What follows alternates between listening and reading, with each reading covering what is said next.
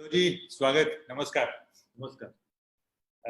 कालच तुमच्या सरकारला 6 महिने झाले. तुमच्या नाही आपल्या. आपल्या सरकारला.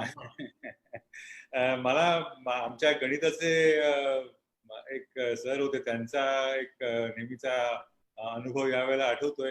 अतिशय अवघड प्रश्नपत्रिका काढायचे आणि आता कसं वाटतंय असं विचारायचे आणि मग आम्हाला अतिशय अत्यावश्यक असं असायचं की उत्तर द्यावं लागायचं, गारगार वाटतंय. आता कसं वाटतंय, गारगार वाटतंय, असं त्यावेळेला एक ती खूप मोठी घोषणा होती. तर ते 6 महिने पूर्ण होत असताना मला पहिला प्रश्न हाच असेल की आता नक्की कसं वाटतंय? मी सर्वत्र बातम्या वाचतोय की महाराष्ट्रामध्ये उष्णतेचा कहर आहे. उष्णतेची लाट आहे जोरात. त्याच्यामुळे गरमी तर वाढलेली आहेच आणि त्या गरमीमध्ये गारव्याचा शिडकावा कसा करता येईल तो प्रयत्न आटोकाट चाललेला आहे. चालेल. गारगार वाटत नाही, गरम गरम वाटणं साहजिकच आहे. वातावरण तसंच आहे. आपण गरम रक्ताचेच आहोत ना. गरम रक्ताचं. सध्या अर्थातच सगळ्यांना अतिशय एकाच विषयावरती प्रश्न असणार, ते म्हणजे बऱ्याच जणांना की करोना आणि त्या निमित्तानं जे काही सुरू झालंय ते. तर महाराष्ट्रामध्ये मुळात करोना आला कसा, याविषयी तुमचं मत काय? कारण याच कार्यक्रमामध्ये प्रवीण परदेशी असं म्हणाले होते की मुळात केंद्र सरकारने सुरुवातीला अनेक राज्यांना, अनेक देशातनं येणाऱ्या प्रवाशांना सवलती दिल्यामुळे, त्यांची तपासणी न केल्यामुळे महाराष्ट्रात तो पहिल्यांदा आला. मुख्यमंत्री यांना तरी तुमचं मत काय त्या विषयावर? याच्यामध्ये मी कोणत्याही प्रकारे राजकारण आणू इच्छित नाही. आपण जे काही बोलतोय ते जे काही सत्य आहे, कारण मी जरी काही सांगितलं तरी सत्य हे आपण अनुभवतो आहोत आणि अनुभवलेलं आहे. एक गोष्ट नक्की आहे की मार्चच्या पहिल्या आठवड्यामध्ये आपल्याला पहिल्यांदा कोरोनाचा रुग्ण महाराष्ट्रामध्ये सापडला. पुण्याला डॉक्टर पाचुरे यांनी, त्यांना एक संशय आला की ही लक्षणं काही बरोबर वाटत नाहीयेत. चेकअप केल्यानंतर लक्षात आलं कोरोना आहे. तो एका टुरिस्ट ग्रुप मधनं जाऊन आलेला पर्यटक होता. त्यांच्यासोबतच्या बाकीच्या पर्यटकांच्या ग्रुपना मग टेस्ट केल्यानंतर त्यातले साधारणतः 15-17 लोक हे पॉझिटिव्ह आले. ते आले होते दुबईतून. आणि तोपर्यंत ही गोष्ट सत्य आहे की परदेशातून येणाऱ्या पर्यटकांची चाचणी करा, टेस्ट करा, याची एक यादी केंद्र सरकारने दिली होती. त्याच्यामध्ये दुबई किंबहुना US वगैरेची नावं नव्हती. आपण काम सुरू केलं. तुम्हाला कल्पना आहे की आपण ताबडतोबीने एक एक पावलं साधारणतः काही गोष्टी प्रतिबंधित करण्याच्या दिशेने टाकायला लागलो.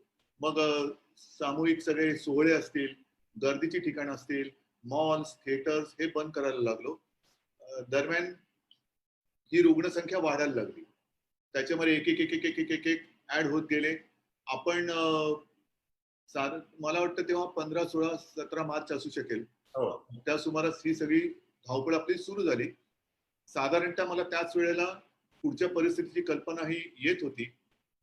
मी त्याही वेळेला सांगत होतो की आपल्याला वॉर फुटिंगवरती हॉस्पिटलची तयारी ठेवावी लागेल, युद्ध पातळीवरती. आणि तेव्हाही मी असं म्हणत होतो की आपण युद्ध पातळीवरती जेव्हा म्हणतो तेव्हा लष्कराशी जर आपण बोलून घेऊया की ते कशा पद्धतीने हॉस्पिटल झटपट उभं करतात. तुमची पहिल्या दिवसापासून लष्कराची तयारी होती? लष्कराची तयारी नाही, लष्कराकडनं गायडन्स, मदत घेण्याची. बरोबर. आणि त्याच्यात काही गैर नाहीये. युद्ध पातळीवरती म्हटल्यानंतर युद्ध लढणं हे आपल्या सारेसुऱ्या माणसाचं काम नाहीये. तर कसं ते करतात, काय त्यांची अरेंजमेंट असते, ते करता करता 23-24 मार्चला देशभरात लॉकडाऊन झाला.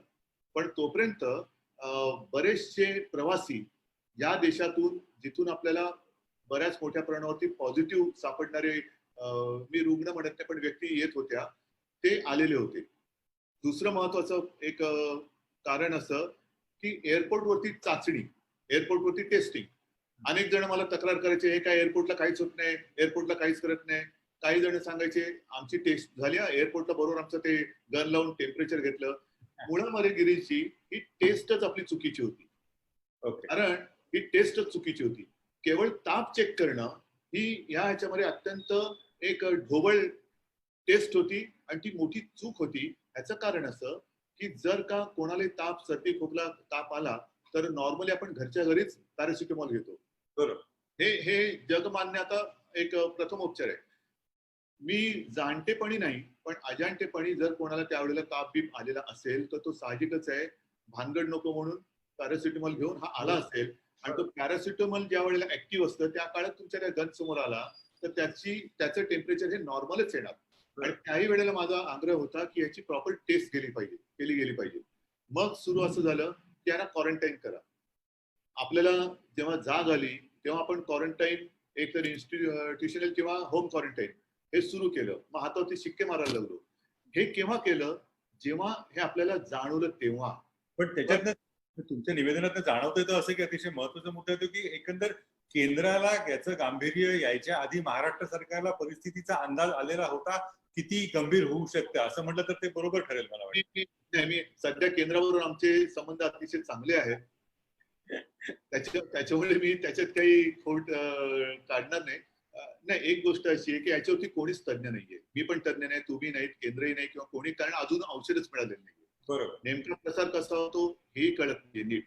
तर मला जे प्राथमिक याच्यात वाटत होतं ते हे होतं आणि तोपर्यंत मग 22-23 मार्चला मोदीजींनी लॉकडाऊन जाहीर केला आणि मग सगळंच बंद झालं. 22 तारखेला रविवार होता, जनता कर्फ्यू नावाने त्या दिवशी घोषणा झाली. संध्याकाळी आपण सगळ्यांनी अनेकांनी म्हणजे ज्यांनी कोणी टाळ्या वगैरे वाजवल्या, तो 22चा रविवार 24 रात्री घोषणा झाली अधिकृतपणे. त्या स्वरच ती घोषणा झाली आणि मग सगळं ठप्प झालं. तोपर्यंत मी मागे माझ्या फेसबुक लाईव्ह मध्ये म्हटलं होतं की मुंबईमध्ये गेटवे ऑफ इंडिया आणि त्याच्यात माननीय बाळासाहेब म्हणायचे की गेटवे ऑफ इंडियाला दारच नाहीये, आओ जाओ घर तुम्हाला. त्या याच्यामध्ये अनेक जण, कारण मुंबई हे इंटरनॅशनल एअरपोर्ट असल्यामुळे मुंबई पुणे इथे बरेचशी लोक ही आली, आपलीच लोक जी परदेशात जाऊन आली, पर्यटक होते, काही इतर लोक होती, ते आले आणि आपापल्या घरात आपापल्या वस्त्यांमध्ये मिसळून गेले आणि त्याच्यानंतर आपण लॉकडाऊन केला. लॉकडाऊनचा उपयोग झाला की नाही झाला, अंशतः किंबहुना माझं म्हणणं आहे की तो प्रसार, त्याचा वेग स्लो डाऊन करण्यामध्ये नक्की झालेला आहे. पण उत्तेजित मला त्या लॉकडाऊनच्या आधीच एक प्रश्न असा आहे की तो लॉकडाऊन जो मोठा जाहीर झाला 24 मार्चला रात्री 8 वाजता, त्याची तुम्हाला कल्पना होती का? आता 3 आठवडे मुंबई बंद, महाराष्ट्र बंद, तुम्हाला केंद्राने विचारलं का, सांगितलं का, केली होती का मुख्यमंत्र्यांनी? अत्यंत प्रामाणिकपणे नाही. याचं कारण आपल्याला कल्पना असेल की लॉकडाऊन घोषित झाल्यानंतर एकच सगळीकडे गोंधळ माजला. सगळ्या लोकांना दुकानं बंद, हे बंद, लोक मोठ्या झुंडीच्या झुंडी बाहेर पडल्या आणि त्यावेळेला रात्री 11-11:15 मला परत एकदा जनतेला आवाहन करावं लागलं की काळजी करू नका, आपण जो लॉकडाऊन इकडे करतो आहोत तो जीवनावश्यक वस्तूंची दुकानं, धान्य, औषधं हे जसं तसं चालू राहील, त्याच्यात कुठेही खंड पडू देणार नाही. आणि त्याच्या आधी मी पंतप्रधानांशी सुद्धा बोललो होतो आणि ते पण म्हणाले की नाही बरोबर आहे तुमचं. मी म्हटलं मी तुमचं नाव घेऊन जनतेला आवाहन करणार आहे, तर त्याच्याप्रमाणे मी आवाहन केलं. पण हे जर आधी चर्चा झाली असती तर तुम्हाला हा जो स्थलांतरितांचा नंतर प्रश्न आला तो अधिक चांगल्या पद्धतीने हाताळता आला असता. नाही, एक सांगतो तुम्हाला, मी याच्यात कोणाच्या चुका काढणं किंवा दोष दाखवणं याच्यापेक्षा आता सध्या परिस्थितीतून आपण बाहेर कसं पडावं ह्या दिशेने विचार करतोय. कारण आता ते होऊन गेले, त्याला 2 महिने लोटले. 2 महिन्यानंतर आताची जी काही परिस्थिती आहे ती आहे. आता याच्यानंतर पुन्हा बाहेर कसं पडायचं हा एक मोठा विषय आहे. जसं तुम्ही म्हणता की लॉकडाऊन अचानक करणं हे योग्य का अयोग्य, तसं लॉकडाऊन अचानक उठवणं हे योग्य का अयोग्य हे आता विचार करून आपल्याला करावं लागेल. बरोबर.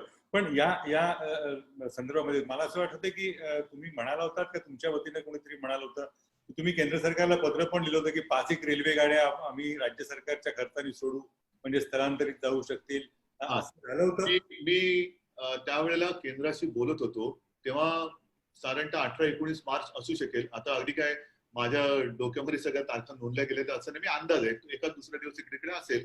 तेव्हा लॉकडाऊनची कल्पना नव्हती, आपण एक एक गोष्टी बंद करत चाललो होतो. त्याच सुमारास तुम्हाला लक्षात असेल की कुर्ला टर्मिनस असेल, आणखीन काही स्टेशन असेल, इकडे मोठ्या प्रमाणावरती इतर राज्यातले जे मजूर आपल्याकडे काम करत होते किंवा आहेत त्यांची गर्दी होत होती. आणि माझ्या लक्षात असं आलं की ह्यांना जर का आता आपण घरी जाऊ दिलं नाही तर कायदा आणि सुव्यवस्थेचा मोठा प्रश्न निर्माण होऊ शकेल. आणि त्या अनुषंगाने मी केंद्राकडे सातत्याने मागणी करत होतो की पुढचे 2-5 दिवस आम्हाला तुम्ही ट्रेन्स द्या, आम्ही त्याचा खर्च करतो, आम्ही कोणालाही जा सांगत नाही आहोत. पण जर कोणाला असुरक्षित तिथे वाटत असेल, आणि साहजिकच एक माणसाचा धर्म आहे किंवा स्वभाव आहे, कुठे काही गडबड झाली की पहिलं चला घरी जाऊया बाबा, पहिलं घरी जाऊया. आता ते घर त्यांना त्यांच्या गावी जाणं सुरक्षित वाटत असेल आणि तेव्हा जर का हे स्थलांतर होऊ दिलं असतं तर त्यावेळेला आपल्याकडे टेस्ट, त्यांची आता ज्या ट्रेन्स चालू आहेत त्या ट्रेन्स ह्या जवळपास अर्ध्या किंवा त्याहून कमी क्षमतेने चालवावं लागतात. तेव्हा असं झालं नसतं. सगळे लोक सुखरूप घरी गेले असते, जिथल्या तिथे राहिले असते. आणि आता अयोग्य वेळेला जे स्थलांतर होत आहे किंवा झालंय ते थांबलं असतं आणि याचा प्रसार हा अधिक नियंत्रणात राहिला असता. बरोबर. हे अगदी म्हणजे तसं व्हायला हवं होतं हे तर दिसतं ते. पण मला आता सांगा की हे सगळं सुरू झालं तुम्हाला अचानक 4 महिन्याचा ताजा मुख्यमंत्री एकदम करोनाकालीन आणीबाणीला हाताळायला लागला. अनुभव आला. आणि प्रशासनाचा अनुभव नसलेला हा एकदम वेगळा अनुभव आहे हा. वेगळा एकदम एकदम आणीबाणीला युद्धावरच गेलात तुम्ही. तर हे युद्ध लढायचं कसं? त्या चाचण्या कशा कराव्यात किंवा काय कराव्या, नक्की आपल्याला काय पद्धतीने करायचं आहे याच्या केंद्राकडनं काही सूचना येत होत्या, मार्गदर्शन होत होतं? कारण होतं केंद्राकडनं ICMR कडनं रोजच्या वेगवेगळ्या जर का काही सुधारणा असतील किंवा बदल असतील त्याच्याबद्दल गाईडलाईन येत असते. टेस्ट कधी कराव्यात, टेस्ट कोणाच्या कराव्यात, किती दिवसानंतर टेस्ट कराव्या, किती दिवस क्वारंटाईन मध्ये ठेवावं, पहिल्यांदा red zone, orange zone, green zone, मग कंटेनमेंट एरिया, याबद्दल औषधाची गाईडलाईन याच्याबद्दल केंद्राच्या सूचना ह्या येत असतात.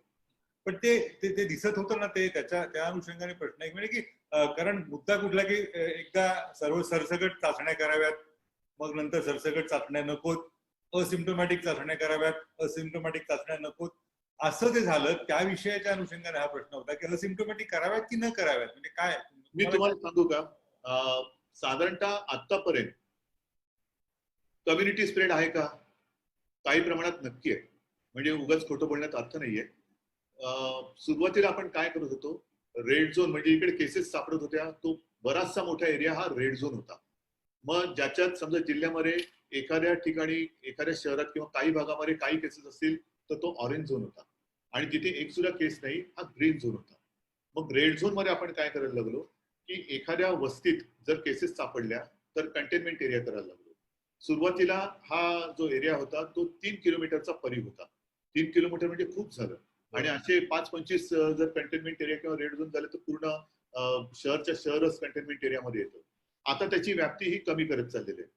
ह्याचा हे करण्यामागचं हेतू काय आहे की जिथे रुग्ण सापडला, पॉझिटिव्ह केस सापडली, तर त्याचा तो साधारणतः किती अंतरात फिरतो नेहमीच्या आयुष्यामध्ये, तेवढा तो एरिया आणि क्लोज कॉन्टॅक्ट, त्याचे कॉन्टॅक्ट असा तो एक परीघ आखला गेला. आणि त्याच्यामध्ये आपल्या निदर्शनास आजही असं येते की जेवढ्या काही केसेस सापडतात त्याच्यात 80% हे असिम्प्टोमॅटिक आहेत. आता यांच्या चाचण्या करावे की करू नये. 80% ज्यांना काही लक्षणं नाही, हा एक मोठा दिलासा देणारा भाग आहे. नक्की आहे की ज्यांना अनेक जणांना कळतही नसेल की कोरोना होऊन गेलाय. अनेक जणांना त्यांची टेस्टही झाली नसेल. ज्यांना टेस्ट केलेली आहे त्याच्यापैकी अनेक जण कोणतेही औषध दिल्याशिवाय सुद्धा बरे जातात. जसं मी तुम्हाला सांगितलं तेच तिकडे सुरू आहे, जे क्वारंटाईन मध्ये ठेवलेले आहेत. लक्षणं दिसली, त्याची टेस्ट पॉझिटिव्ह आली तर त्याला आपण आयसोलेशन मध्ये टाकतो. माझं मत असं आहे की क्वारंटाईन मध्ये ज्यांचा एखाद्या पॉझिटिव्ह रुग्णाशी नजीकचा संबंध आलेला आहे, संपर्क आलेला आहे, तो असिम्प्टोमॅटिक जरी असला तरी त्याची टेस्ट करावी असं माझं मत आहे. आणि त्याच्याप्रमाणे आपण इकडे करतो आहोत. परंतु त्याला थोडीशी प्राथमिकता कशी लावलेली आहे की त्याला पहिल्यांदा क्वारंटाईन करायचं आणि लक्षणं ज्याची दिसतात त्याला टेस्ट करायला प्राथमिकता द्यायची. पण हे केंद्राने सांगितलं की तुमचं तुम्ही ठरवलं? काही गोष्टी केंद्राने सांगितलेल्या आहेत, काही आपणही करतो आहोत. आणि ह्याचं कारण का की 80% असिम्प्टोमॅटिक हा दिलासादायक जरी भाग असला तरी 80% असिम्प्टोमॅटिक हा थोडासा प्रसाराच्या दृष्टीने धोकादायक भाग आहे. कारण आपल्याला कळत नाही, नोटीस करत नाही की हा पॉझिटिव्ह आहे आणि त्याला काही त्रास होत नसला, देवाच्या दयेने कोणालाच होऊ नये, पण तो प्रसार मात्र करू शकतो. त्याच्या माध्यमातून प्रसार होतो आणि प्रसार झाला की पुन्हा त्याच्यात 80% आणि 20%. आपल्याकडे अजूनही 80% कोणी द्यायचं आणि 20% कोणी द्यायचं हा चॉईस आपल्याकडे नाहीये. हा एका अर्थाने असिम्प्टोमॅटिकचं करणं हे डोकेदुखी वाढवून घेणारं नाही का मुख्यमंत्री आहे? मी तुम्हाला सांगू, आता मोठा प्रश्न जो आपल्या समोर आहे तो येता पावसाळा आहे. कारण आज जर का आपण मुंबईत पाहिलं तर शहरभर आपण सुरुवातीला होर्डिंग्स काय लावली, शिंकताना खोकताना तोंडावर रुमाल ठेवा, हात ठेवा, हे ठेवा, ते ठेवा, असं करू नका, तसं करू नका. प्रत्यक्षात 2 महिन्यानंतर आपल्या अनुभवास असं आलेलं आहे की सर्दी खोकल्याची साथच नाहीये. सर्दी खोकल्याची साथ नाहीये तरी सुद्धा प्रमाण स्प्रेड होतोय. मग कसा होतोय? मग नेमकं काय याच्या मागे? म्हणजे मग एसिम्प्टोमॅटिक किंवा ज्यांना ताप येऊन जातोय, थकवा वाटतोय, म्हणजे असं आता जसं काल डॉक्टर यांनी सांगितलं की कधी कधी आपल्याला फटीग येतो. हो, थकल्यासारखं. हा म्हणजे आता काय काम करायची एक इच्छा नाही, आता जाऊ द्या, आज कंटाळा आला. हा कंटाळा पण त्याचं लक्षण असू शकते. कंटाळा म्हणजे हे जे फिलिंग आहे ना, हे हा थकवा म्हणा किंवा फारच सर्वव्यापी आहे हे सगळं हे हा प्रकार. म्हणजे जे रोजच्या आयुष्यामध्ये फटिगा येतच असतो, हो. कधी ना कधीतरी फटीग येतोच. आणि मग असं वाटतं की जाऊ दे, काही नको, आज आपण शांत बसूया. पण हे तुमच्या शांत बसणं व्यवसायात तुमच्या व्यवसायात आणि आमच्या व्यवसायात फटीग हाच कॉमन आहे. आता बास झालं आता सगळं असं वाटतं. तुमच्या व्यवसायात तुम्ही लोकांना फटीग आणता.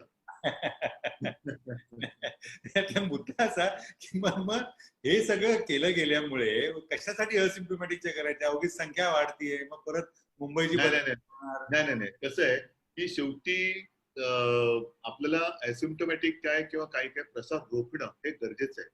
प्रसार रोखणं गरजेचं आहे. असिम्प्टोमॅटिकची टेस्ट केली, त्याला आता तर गाईडलाईन प्रमाणे 10 दिवस क्वारंटाईन मध्ये ठेवा. 10व्या दिवशी डॉक्टरनी चेक करून त्याला कोणतीही लक्षणं नसतील, कोणताही त्रास होत नसेल तर त्याला आपण घरी जाऊ देतोय. त्याच्यामुळे तो सेफ राहतो. पण त्याच्यापासून 10 दिवसात आणखीन 5-50 लोकांना स्प्रेड, त्यांच्यापासून आणखीन 5-50, म्हणजे ती जी चढती भाजणी आहे गुणाकाराची, ती थोपवणं, ह्याच्यासाठी मला असं वाटतं त्यांच्या टेस्ट ज्या करतो ते बरोबर आहे. तुम्ही खरं म्हणजे महाराष्ट्र सरकारने केंद्राच्या आधी 2-3 दिवसाचा टाळेबंदीचा प्रयोग केला, तज्ज्ञांची समिती नेमली. असं असताना मग आता जो आरोप होतोय तुमच्यावरती मुख्य म्हणजे की राज्य सरकार गोंधळल्यासारखं आहे किंवा परिस्थितीवर नियंत्रण नाही, हे का, म्हणजे काय केवळ राजकीय आहे का काय, तुम्हाला काय वाटतं त्या विषयावर? मला असं वाटतं की कदाचित जे आरोप करतायत, मी राजकीय बोलत नाही, पण राजकीय आरोप असल्यामुळे त्याने देशामध्ये इतरत्र राज्य काय करतायत, मग जसं तुम्ही सुरुवातीला प्रश्न विचारला की केंद्राने काय केलं, माझं मत आहे आपण कुठेही गोंधळलेलो नाही. आपण अत्यंत स्वच्छ आणि ठामपणाने दिशा ठरवून प्रत्येक पाऊल हे तोलून मापून टाकतो आहोत. आता सुद्धा कालच देशभरातल्या सगळ्या डॉक्टरांची वगैरे काय काय काय काय ती कॉन्फरन्स होत असते. मला एका गोष्टीचं समाधान आहे, कारण अभिमान वाटण्यासारखी गोष्ट नाहीये. आपण मुंबईमध्ये तज्ञ डॉक्टरांचा टास्क फोर्स नेमला. असे किती टास्क फोर्स देशामध्ये असतील, आणि ह्या टास्क फोर्सने गेले 2 महिने अविश्रांत अभ्यास करून, मेहनत करून, कारण याच्यात सगळे तज्ञ डॉक्टर आहेत जे स्वतः रुग्णांवरती इलाज करतायत. त्यांनी अनुभवातून एक गाईडलाईन बनवलेली आहे औषधोपचारांची. त्याला आवाज येतोय नाही? येतो ना. गाईडलाईन बनवलेली आहे की रुग्ण आल्याबरोबर साधारणतः त्याला लक्षणानुरूप पहिल्यांदा काय औषधे द्यायला पाहिजे. समजा त्याच्यानंतर थोडे दिवस अधिक वाटले आणि लक्षणं जर वाढत असतील तर काय द्यायला पाहिजे, त्याच्यानंतर काय द्यायला पाहिजे. आणि एक गोष्ट नक्की, साधारणतः एक समज आहे की व्हेंटिलेटरवरती गेलेला माणूस परत येत नाही. आपल्याकडे व्हेंटिलेटरवरती गेलेली लोक सुद्धा कडकडीत बरे होऊन घरी परत गेलेली सुद्धा उदाहरणं आहेत. म्हणजे याच्यामध्ये काय, औषधांचं कॉम्बिनेशन लागते, औषधांचं कॉम्बिनेशन लागते. म्हणजे याच्यात प्रत्येकाचे अनुभव खूप वेगवेगळे स्वरूपाचे आहेत जगाच्या पातळीवर. व्यक्ती तितक्या प्रकृती. आजाराचं सरसकटीकरण करता येत नाहीये. नाही येते. मग असं असताना हा आरोप हा तुमच्या बाजूला ठेवा, पण मग त्याच्या या आरोपाच्या पोटात दुसरा असा आरोप केला जातो की तुम्हाला प्रशासनाचा अनुभव नाही म्हणून काही ते गोंधळ. त्याच्यामुळे मी काम करू शकतोय, त्याच्यामुळे काम करू शकतोय. कारण ज्यांना प्रशासनाचा आरोप करताय नाही, म्हणजे प्रशासनाचा अनुभव नाही असे जे आरोप करतायत, ते अनुभव संपन्न लोक आज गोंधळून आरोप करतायत. अनुभव संपन्नांचा आणि मला अनुभव नसल्याचा फायदा आहे, त्याच्यामुळे मोकळेपणाने काम करू शकतोय. तुमच्यावर बॅगेज काहीच नाहीये माझ्याकडे, असं काही नाही. मी मोकळ्या मनाने मोकळेपणाने काम करतोय, सूचना ऐकतोय, मला जे वाटते ते मी सूचना मी देतोय आणि तसं मी करून देतोय. पण तुम्हाला आत्मविश्वास आहे, तुम्ही गोंधळलेले किंवा? अजिबात नाहीये. म्हणजे आत्मविश्वास आहे, गोंधळलेला अजिबात नाहीये. कारण हा मुद्दा अलीकडच्या काळात विशेषतः दुसऱ्या तिसऱ्या एक सांगतो मी तुम्हाला की मगाशी सुरुवातीला बोललो होतो की साधारणतः आपलं अधिवेशन सुरू असताना एक तर मुळामध्ये अधिवेशन कमी करावं लागलं. त्याच वेळेला हे संकट आपल्या राज्यामध्ये यायला लागलं होतं, आलं होतं, आणि काय काय करायचं आपण एक एक गोष्टी बंद करत चाललो होतो. मी तुम्हाला मगाशी सांगितलं की त्याच वेळेला मी लष्कराच्या धर्तीवरती हॉस्पिटल उभारायला लागतील त्या दिशेने काम करायला सुरुवात करा अशा सूचना दिल्या होत्या. सुरुवातीला काही जणांना असं वाटलं होतं की इथपर्यंत आपण जाणार नाही, पण आज आपल्याला प्रत्यक्षात आपण बांद्रा कुर्ला कॉम्प्लेक्स आपण बघता आहात, वरळीला डोम मध्ये बघता आहात, गोरेगावच्या एक्झिबिशन ग्राउंड मध्ये बघता आहात, आणि राज्यात सुद्धा जिथे जिथे आवश्यकता लागेल तिथे अशी फील्ड हॉस्पिटल उभारण्याचे मी आदेश दिलेले आहेत. गरज लागली तर आपल्याला ही हॉस्पिटल वापरावी लागतील. बांद्रा कुर्ला कॉम्प्लेक्स मध्ये आता कालपर्यंत 40-50 रुग्ण हे आलेले आहेत. आता तिथे आत्ताच्या घडीला 1000 बेडची एक तरतूद आहे, की त्याच्या बाजूला आणखीन 1000 बेडची तरतूद करायला लावतो. एवढी क्षमता वाढणार आहे, वाढवावीच लागेल. पण मग असं असताना त्याच्यामध्ये एक सेकंड, त्याच्यामध्ये ह्याच्यात सुद्धा आपण 3 टाईप करतो. ज्यांना लक्षणं नाहीत अशी लोक पण निरीक्षणाखाली ठेवली पाहिजेत. सौम्य किंवा मध्यम लक्षण आहेत ते. आता याच्यात काय होतंय, अगदी गंभीर होतात त्यांना व्हेंटिलेटर लागतोय, पण बऱ्याच ठिकाणी ऑक्सिजन गरजेचं आहे. ऑक्सिजन दिला तर पेशंटची तब्येती सुधारते आणि बरोबर काय गरज असते तर औषधं देणं. त्याच्यामुळे ह्या फील्ड हॉस्पिटलमध्ये सुद्धा बऱ्याच ठिकाणी आपण ऑक्सिजन बेडची सोय करतो आहोत. आता तर आपला प्रयत्न असा चालू आहे की फील्ड हॉस्पिटलमध्ये आयसीयू बेड्स पण करायची.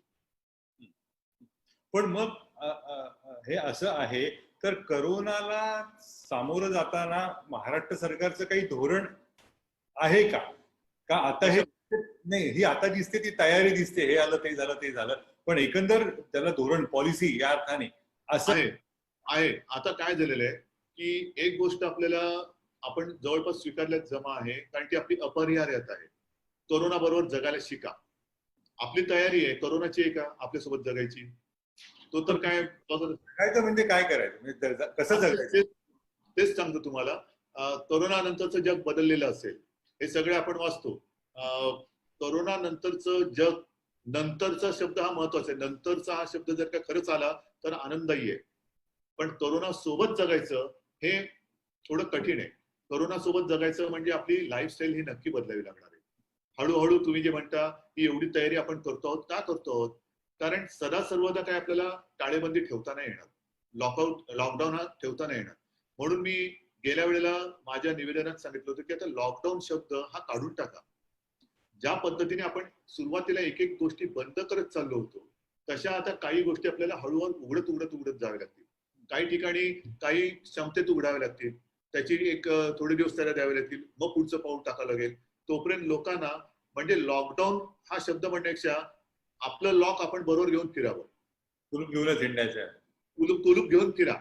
म्हणजे तोंडावर मास्क हा कंपल्सरी आला. तुमचा मोबाईल फोन जसा आता एक आपल्या शरीराचा अवयव झालेला आहे तसा मास्क एक आला, सॅनिटायझरची बाटली एक आली. महत्वाचं म्हणजे अंतर ठेवणं हे फार महत्वाचं. एकमेकात हात सतत धुत राहणं हे फार महत्वाचं आहे. इथेच माझा मुद्दा येतोय की हे सगळं स्वप्नवत आहे, छान आहे, अंतर राखायला हवं. एकदा ते लोकल सुरू झालं की कोण कुणापासून अंतर राखणार, काय कसं होऊ शकणार? आता ह्या प्रत्येकाने मोदीजींनी सांगितलं आत्मनिर्भर व्हा. म्हणजे तुमचं तुम्ही बघा असा एक त्याचा अर्थ काढला जातो. असं मी कुठे काय बोलले? तुम्ही हे फटीक देणारे लोक बोलताय. नाही, कारण हे खूप छान आहे ऐकायला, अंतर ठेवायला हवं. नाही, पण आता शक्य अशक्य हा एक हे वास्तव आहे. पण त्याच्यावरती इलाज जोपर्यंत वॅक्सिन येत नाही, आणि वॅक्सिन आलं तरी आपण किती लोकांना वॅक्सिन देऊ शकू? पोलिओ नाही सांगतो तुम्हाला, जसं पोलिओच्या बाबतीत आपण केलं तशी ही मोहीम राबवावी लागेल का? राबवावीच लागेल. औषध येतंय का? हा एक प्रकार आहे. आणि त्याच्यानंतर काही गोष्टी स्वयंशिस्तीने आपल्याला पाळाव्या लागतील. हे सत्य आहे. तुम्ही म्हणता हे एक कठीण आहे, पण शेवटी सरकार म्हणून आपण आरोग्य सुविधा वाढवण्याचा पूर्ण प्रयत्न करतोय, ती सज्जता आहेच. पण माझी प्रार्थना अशी आहे की आपण केलेली फील्ड हॉस्पिटल ही ओस पडावीत, रिकामी पडून राहावीत, ही माझी प्रार्थना आहे. आणि त्याच्यासाठी जर थोडंसं आपण एक स्वतःला शिस्त बांधून घेतली अंगात, तर ह्याच्यामध्ये आपण हा प्रादुर्भाव किंवा प्रसार बऱ्याच अंशी रोखण्यात यश मिळू शकतो. तशी ओस पडायला हवी अशा अर्थाने वाटते. ही इच्छा डॉक्टर लोकही करत असतील, कारण आपण हॉस्पिटल उभारतोय, पण एवढे डॉक्टर्स कुठे? मी सकाळी काही डॉक्टरशी बोलत होतो, त्यांना म्हटलं माझी प्रार्थना आहे डॉक्टर लोक बेकार होत. शिक्षण सम्राटांना वाईट वाटेल ऐकून हे तुमचा मुद्दा. पण यातला जो तुमच्या सरकारला जो एक नेहमीचा गेल्या काही दिवसात झालेला आरोप असा की हे 3 पक्षांचं सरकार आहे, त्यांच्यामुळे एकमेकांची ताळमेळ काहीच नाहीये आणि कोण कुणाला करतंय काय हे माहिती नाहीये. त्याविषयी तुम्ही, मला वाटतं काय तुमची प्रतिक्रिया काय? काल आम्ही 3 लोकांनी मिळून प्रेस कॉन्फरन्स घेतलेली आहे. म्हणजे काय झालेलं आहे ते काय ते माकडवाला आणि ते टोपीवाला, राजाने टोपी फेकली, तसं चाललेलं आहे ते. तीन पक्ष एकत्र आले तर रडीचा डाव, एक समोर आला तर तीन पक्षात एक वाक्य तर नाही. तर हे चालतंय, हे यालाच तर राजकारण म्हणतात. नाही, पण मग हे सध्याच्या काळात हे या प्रश्नाला किती उत्तरं देत बसायची? कारण काय होतंय की तुमच्या सरकारकडनं काही उत्तरं न आल्यामुळे हे आरोप चिटकू लागलेत. सांगतो तुम्हाला, शेवटी काय, आपण महाभारत, रामायण हे बघताना अर्जुनाला विचारलं, बाकीच्यांना विचारलं, त्यांना कोणाला डोंगर, दर्या सगळं काय दिसत होतं, कोणाला झाड दिसतंय, अर्जुनाला पोपटाचा डोळा दिसत होता. आता इथे तर आपल्या डोळ्याला करोनाच दिसत नाहीये, आणि त्याच्यात माझं लक्ष करोनाच्या डोळ्यावरती आहे. सगळं लक्ष म्हटलं तर पहिलं ही आरोग्यविषयक जर का आणीबाणीजन्य परिस्थिती असेल तर आरोग्याच्या सुविधा वाढवणं, कमीत कमी ह्याचा प्रसार होऊ देणं, किंवा होऊ देणं म्हणजे होऊ देणं हा शब्द चुकीचा आहे, पण तो प्रसार कमी करणं आणि मृत्यूदर कमी करणं. ह्याच्यामध्ये एक महत्वाचं असं आहे की डॉक्टरला दोन गोष्टी वेळेत मिळायला पाहिजेत. जसं डॉक्टरला औषधं वेळेत मिळाली पाहिजे, तसं डॉक्टरला पेशंट वेळेत मिळाला पाहिजे. पेशंट सुद्धा वेळेत मिळाला पाहिजे. कारण काल सुद्धा मी जी एक व्हिडिओ कॉन्फरन्स घेतली सगळ्या राज्याची, त्याच्यात काही ठिकाणी मृत्यूदर हा अजूनही थोडासा वर आहे. तो का होतोय? शेवटच्या क्षणी रुग्ण येतोय. म्हणजे मला दुर्दैवाने सांगायचं वाटतं, आमचा एक कार्यकर्ता जो गेला, तो स्वतः हॉस्पिटलमध्ये गेला, तपासत असतानाच कोलॅप्स झाला आणि गेला. म्हणजे त्याला काहीच टेस्ट पण करू शकले नाही शकले, काय ट्रीटमेंट काय द्यायची, ट्रीटमेंट एक ठरवण्याच्या आतच तो गेला. तर समजा काही दिवस आधी आला असता तर वाचण्याची शक्यता होती. तर आपल्याला तुम्ही जे म्हणता ना की जगायचं म्हणजे कसं जगायचं, तर त्याच्यामध्ये ही जशी बंधनं आहेत तशीच थोडीफार लक्षणं दिसली तर टेस्ट करून घेणं हा सुद्धा त्याच्यावरचा एक महत्वाचा भाग असणार आहे. टेस्ट कुठे करून घ्यायच्या वगैरे समस्या आहेत. नाही, त्याच्यामध्ये मी तेच सांगतो तुम्हाला की काही गोष्टी ह्या आता आपल्याला कराव्या लागतील, ह्या स्वीकाराव्या लागतील. जसं बँकिंगचं एक, आपण आता पूर्वी कसं मोठ्या बँकेत जायचं म्हणजे एक ते टोकन बिकन, आता एटीएम मध्ये गेले का पटकन होतं, नाक्यावर एटीएम आले. तशा पद्धतीने आपण जी एक आमच्या सरकारची योजना आहे तिच्यावरती काम चालू होतं आहे, आणि ती करताना नेमकं हे संकट आलं ते म्हणजे ₹1 क्लिनिक. ₹1 मध्ये काय काय चाचण्या करून मिळणार. तर त्याच्यात कोरोनाची टेस्ट हे अजून थोडस कठीण काम आहे, अजून कठीण काम आहे. कारण मधल्या काळात तुम्ही पाहिलं असेल की रॅपिड टेस्ट किट आले, त्याचा बॉक्स उघडायच्या आधी परत निरोप आला की उघडूच नका, हे बोगस आहे. तर ते खूप चाचणी करून करून करून आपल्याला त्याच्यावरती यावं लागेल. या करोनाला सामोरं जाताना, त्याविषयी उपाययोजना करताना, परत हे राजकीय आरोप प्रत्यारोप आहेत त्याविषयी हाताळणी होत असताना राज्य सरकारचं प्रशासनावरचं लक्ष उडालंय किंवा अर्थव्यवस्थेकडे लक्ष नाही, असं पण एक काम कोण करतंय? काम कोण करतंय? मग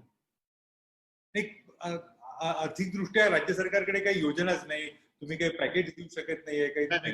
असं आहे, आतापर्यंत 4-5 व्हिडिओ कॉन्फरन्सिंग पंतप्रधानांनी सगळ्या देशाच्या मुख्यमंत्र्यांच्या घेतल्या. त्याच्यावरती काही जणांनी अग्रलेख पण लिहिले, हे कसले मुख्यमंत्री म्हणून. त्याच्यात दुसऱ्याच साधारणतः व्हिडिओ कॉन्फरन्स मध्ये पंतप्रधानांनी सांगितलं की एक लक्षात घ्या की जसं जशी तुमची आर्थिक अडचण आहे तशी आमची सुद्धा आहे, आणि म्हणून न झेपणाऱ्या पॅकेजची घोषणा करू नका, कारण हे संकट किती लांबेल सांगता येत नाही. पुढे जाऊन आपण घोषणा केलेली गोष्ट जर का करू शकलो नाही तर ते योग्य होणार नाही. म्हणून कृपा करून तुम्ही अशा न झेपणाऱ्या किंवा आता जरी गोंडस वाटणाऱ्या घोषणा करू नका. केली ना, पण आता ते त्या कॉन्फरन्स मध्ये नव्हते ना. पण पंतप्रधानांनी केलेलं हे आवाहन आहे सगळ्या राज्यांना. हो, पण त्यांनीच पॅकेज जाहीर केलं ना, तथाकथित 20 लाख कोटी रुपयांचं.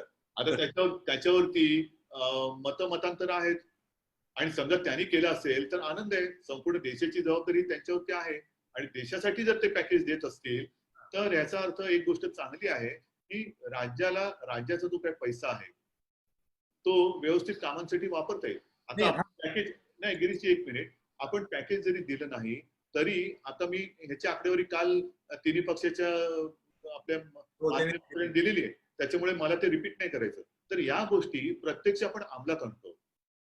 कारण महाराष्ट्र हे लघु उद्योगांचं माहेरघर आहे.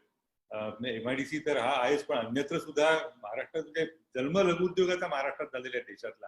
या उद्योगांना दिलासा राज्याकडून काही मिळू शकतो असं हो, आपण त्याच्यासाठी पण एक धोरण त्यातल्या काही 2-4 गोष्टी मी माझ्या निवेदनात जाहीर केल्या होत्या. अर्थात त्या खूपच माफक स्वरूपातल्या मी बोललो होतो. सगळ्या डिटेलमध्ये सुद्धा आपली गाईडलाईन किंवा ज्या काही त्यांना आता एक तर आपले हे उद्योग पुन्हा सुरू करणं, त्याच्यात आपण जवळपास 70,000 लहान मोठ्या छोट्या उद्योगांना परवानगी दिलेली आहे. त्याच्यानंतर नवीन उद्योग आपल्याकडे येणं, ह्याच्यामध्ये जाचक अटी-वेटी काय असतील आणि ज्याची आवश्यकता नसेल तर त्या आपण काढून टाकतो.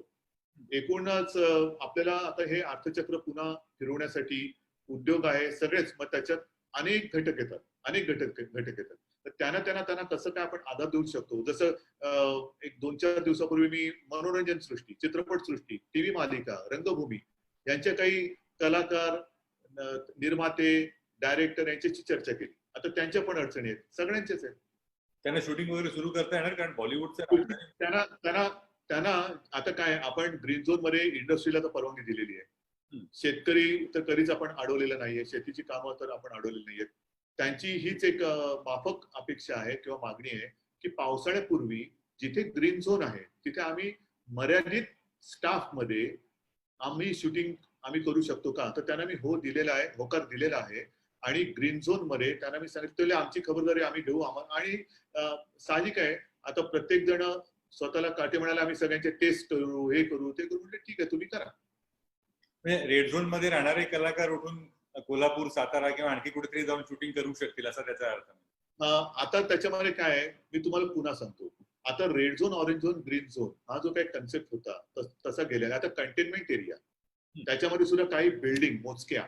आता तर काही जणांचं म्हणणं आहे की एकच बिल्डिंग, त्या बिल्डिंगचा मजला म्हटलंय तुमचं जरा तुम्ही बघा, कारण बिल्डिंगचा मजला, बिल्डिंग मधला फ्लॅट, मग टेबल, खुर्ची, चमचा असं करत करत कंटेनमेंट एरिया करायला लागला तर मग त्याला काही अर्थ नाही.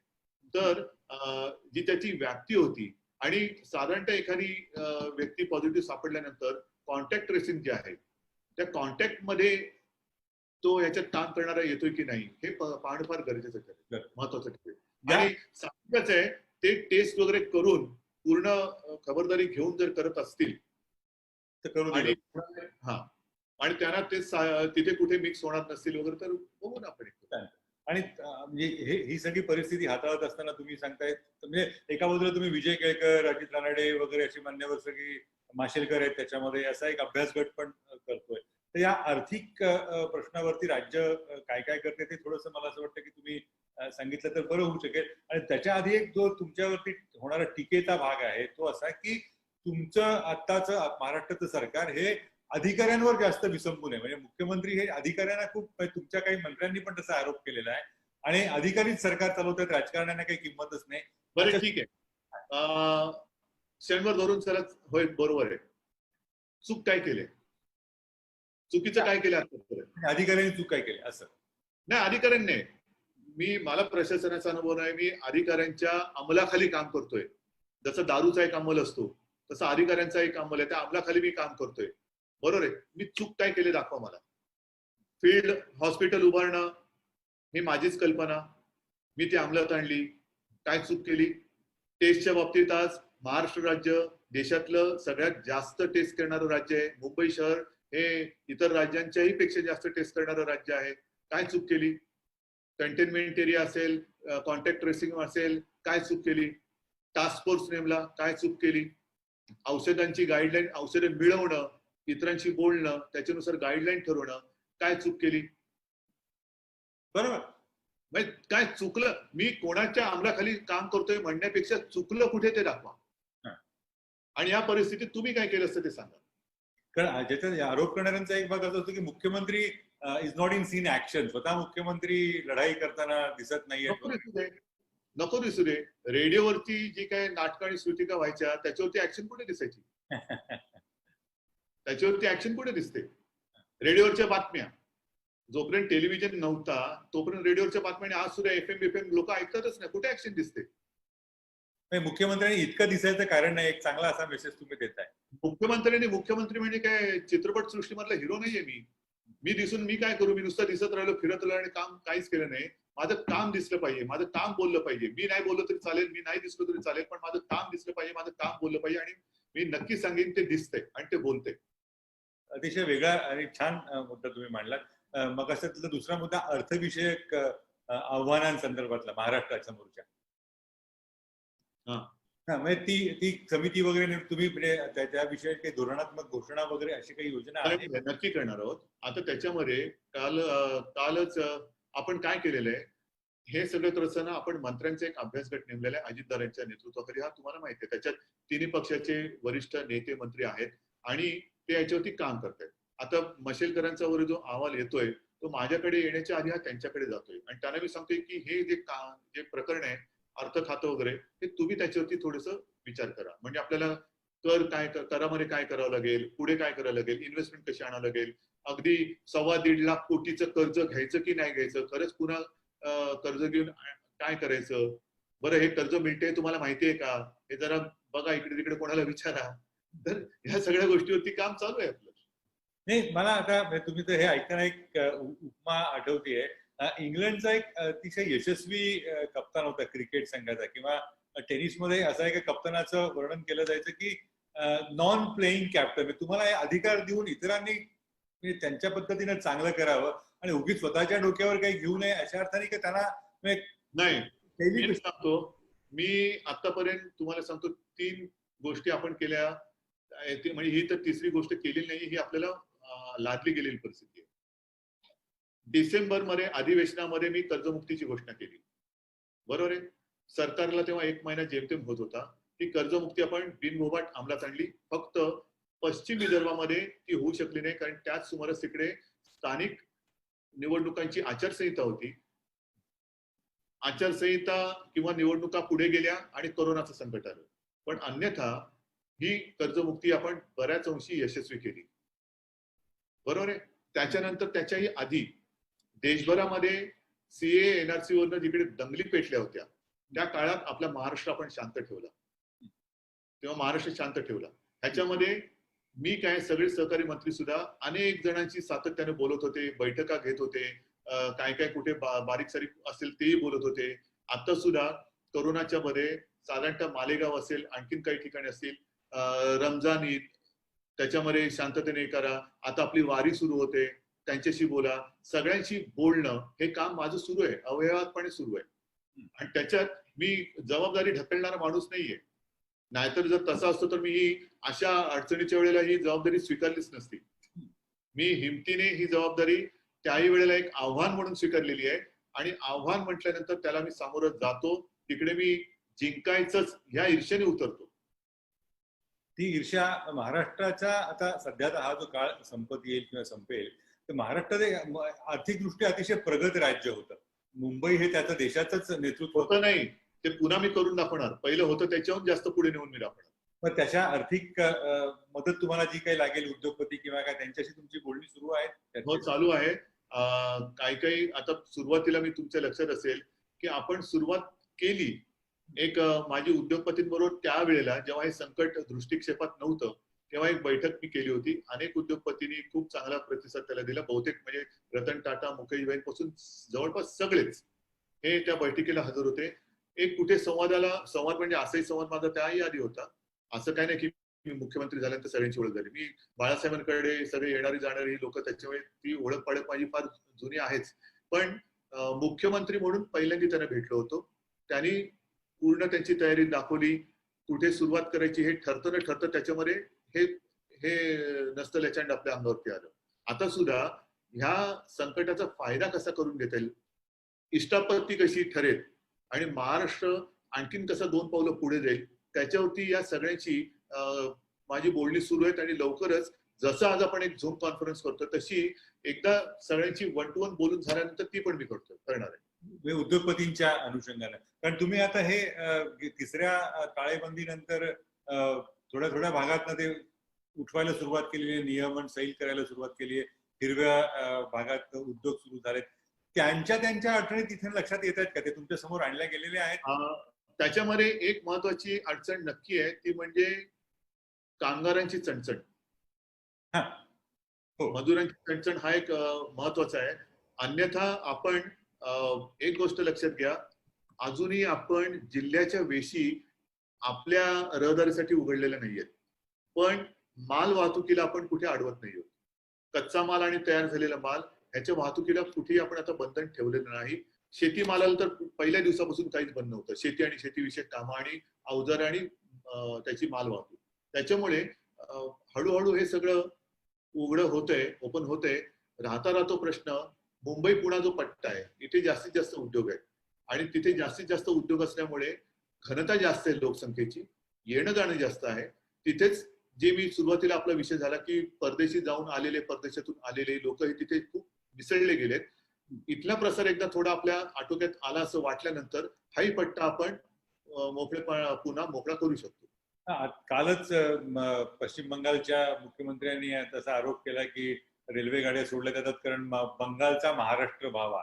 अशा स्वरूपाची विधानं केली गेलेली तिथनं स्थलांतरित जात आहेत. त्याच्यामुळे हे जे सगळं सुरू आहे याच्यामध्ये केंद्रीय पातळीवरती असेल, राज्यांच्या पातळीवरती असेल, कुणीतरी अधिकारी व्यक्तींनी एक सर्व सहमती असायला हवी असं नाही का वाटत? कारण विमानांचा मुद्दा बघा ना, कशा पद्धतीने विमानं आली, पण विमानतळावर उतरल्यानंतर मी घरी कसं यायचं याचा जो एक हा जो मुद्दा आहे ना, मी आपल्याशी परवा बोलताना हा मुद्दा बोललो होतो फोनवर.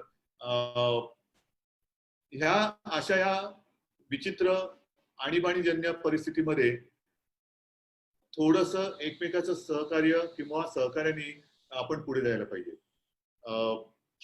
एखादी गोष्ट बंद करताना किंवा उघडताना ही जिथेही उघडायचे किंवा बंद करायचे तिथल्या यंत्रणेशी, सरकारशी थोडस एक सल्ला मसलत होण्याची गरज आहे. मी विमानाच्या येण्या जाण्याला सुरुवातीला मी विरोध केला, तो एवढ्यासाठी केला, विमानतळ सुरू करणं म्हणजे एक उद्योग सुरू करणं, तो एक असं धरून चालला की एक इंडस्ट्रीच आहे. त्याच्यामध्ये नुसतं विमान आलं आणि गेलं असं नाहीये.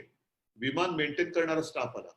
साधारणतः एका विमानाला पूर्वी माझ्या माहितीप्रमाणे 100 ते 150 लोक लागत होती. 100, आता कदाचित यांत्रिकीकरणामुळे कमी झाली असतील, पण ग्राउंड स्टाफ आला, लोडर्स आले, इंजिनियर्स आले, टेक्निशियन्स आले, त्याच्यानंतर एअरपोर्टवरची सगळी दुकानं उघडणारी, त्याच्यात काम करणारी लोक आली. हे सगळे येणार जाणार कसे, कुठून? कारण 31 तारखेपर्यंत मोदीजींनीच लॉकडाऊन ठेवलेलं आहे, त्यांनीच लॉकडाऊन ठेवलंय. तर ती ये-जा कशी होणार? विमानातनं आलेली लोक, त्यांना क्वारंटाईन करणं गरजेचं आहे. त्यांच्या क्वारंटाईन बद्दल तुमचे निर्देश काय आहेत हे सगळं ठरवून एअरपोर्ट अथॉरिटीची तयारी आहे का, ह्या सगळ्या गोष्टी करून मग आपण एक तारीख जाहीर करणं किंवा करावी असं माझं मत होतं. आणि मग त्याच्यानंतर त्यांनी सांगितलं की आम्ही म्हणतो तेवढी विमानं नको, पण थोडी कमी तरी करा, कारण मुंबई एक महत्वाचं केंद्र आहे. तयार झाला का? मुंबई एक महत्वाचं केंद्र आहे. इथून येणारी आणि जाणारी विमाने खूप आहेत. मुंबई जर बंद राहिलं तर मोठा दुष्परिणाम या वाहतुकीवरती होऊ शकतो.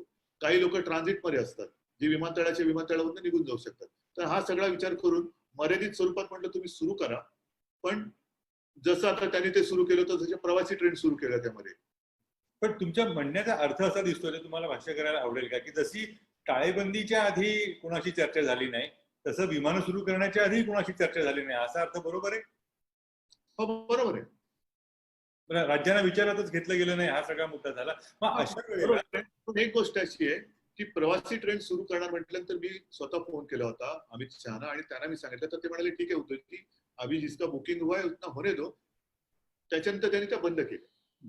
आणि आता या पार्श्वभूमीवरती मग असं नाही का वाटत की एक देशाचा भाग हा अर्थातच केंद्र सरकार हे जर चेहरा असेल किंवा मुख्य कणा असेल, तर केंद्राने या सगळ्यावरती एक सहमती तयार करून, मग कारण झालंय कसं, या प्रश्नाला तुम्हाला उत्तर द्यायला आवडेल का, हा माझा प्रश्न आहे, की टाळेबंदी केंद्राने लादली, जाहीर केली हा जास्त योग्य शब्द ठरेल, आणि उघडायच्या वेळेला मात्र तुमचं तुम्ही उघडा, असं झालेलं आहे का? साधारणतः आता त्यांनी एक गाईडलाईन दिलेली ढोबळमानाने, आणि त्याच्याकडे तुम्ही कोणत्या नजरेने बघता? तुम्ही म्हणतात त्याही नजरेने बघितलं तर तेही बरोबर आहे. दुसऱ्या नजरेने की ठीक आहे आम्ही ढोबळमानाने बोलतो आहोत, कारण प्रत्येक राज्यामध्ये थोडीशी एक 19-20 अशी परिस्थिती नक्की आहे. काही राज्यांमध्ये केसेस कमी आहेत, काही राज्यांमध्ये आता मधल्या काळामध्ये एका राज्याने सांगितलं होतं की आमचं राज्य हे कोरोना फ्री होणारं देशातलं पहिलं राज्य आहे. दुर्दैवाने पुढच्या 4-5 दिवसात तिकडे केसेस झाल्या. हे परिस्थिती बदलतीये, म्हणजे परिस्थिती बदलते, आणि ही परिस्थिती येथे काही दिवस बदलणार. मला आता पुढचे 8-15 दिवस जरा थोडेसे काळजीपूर्वक वाटतात. कारण जे काही मी सर्वांशी बोलतोय तिथे आपण महाराष्ट्रपुरतं बोलायचं झालं तर आपण कुठेतरी ज्याला पीक पीक पीक म्हणतात म्हणजे शिखर त्याच्या एकतर पीकवर आहोत किंवा त्याच्या जवळ चाललो आहोत. कारण ज्या पद्धतीने आकडे वाढायला लागले पटापट ते बघितल्यानंतर आपण त्या शिखराच्या जवळ चाललो आहोत अशी एक शक्यता आहे. आता जर पीकवर असू तर माझं म्हणणं हे बरं आहे. बरं. आता आता कंट्रोलमध्ये परिस्थिती आपण ठेवू शकतो आणि आता पुढचे 8-10 दिवस ही साधारणतः थोडी इकडे तिकडे वर खाली ह्याच रेंजमध्ये राहून मग ती हळूहळू खाली जाईल. खाली होत आहे. पण या पार्श्वभूमीवरती महाराष्ट्र सरकार म्हणजे त्याला हल्लीची परिस्थिती कशी आहे की परसेप्शन इज रियालिटी, आभास हेच वास्तव आहे. मग महाराष्ट्र सरकार जास्त काळजी करते किंवा परसेप्शनला किंमत देत नाहीये, खूप मागे मागे राहत आहे असं वाटतं का तुम्हाला की तुम्ही वातावरण निर्मितीमध्ये कमी पडताय की म्हणजे ठीक आहे तसं म्हटलं तर मग मी ससा आणि कासवाची गोष्ट आहे ती सगळ्यांना माहिती आहे. तुम्हाला कासव व्हायला आवडेल? नक्की, कारण मला जिंकायचं म्हणजे मी दुसऱ्यांना कोणाला हारावं असं माझं म्हणणं नाहीये. पण सगळ्या बाबतीत घाई घाई घाई घाई घाई करून म्हणजे पटकन उघडायचं पटकन बंद. काही ठिकाणी लॉकडाऊन ज्या देशांनी उठवलं त्यांच्यावरती पुन्हा लॉकडाऊन आणण्याची पाळी आलेली आहे. तर त्याच्यापेक्षा आपण हळुवारपणाने काळजी घेत घेत तोपर्यंत जसं आता मे एंड हा आलाच. आज आता किती 28-29 तारीख आहे. साधारणतः केंद्राच्या प्रोजेक्शन प्रमाणे आज महाराष्ट्रात 1.5 लाख केसेस असायला हव्या होत्या म्हणजे असू शकतात. कालच्या परिषदेनंतर तुमच्या निवेदन मला हाच प्रश्न पडलाय की याविषयीची प्रोजेक्शन ही अतिरंजित झाली असं तुम्हाला वाटत नाही का? नाहीये, असं नाहीये.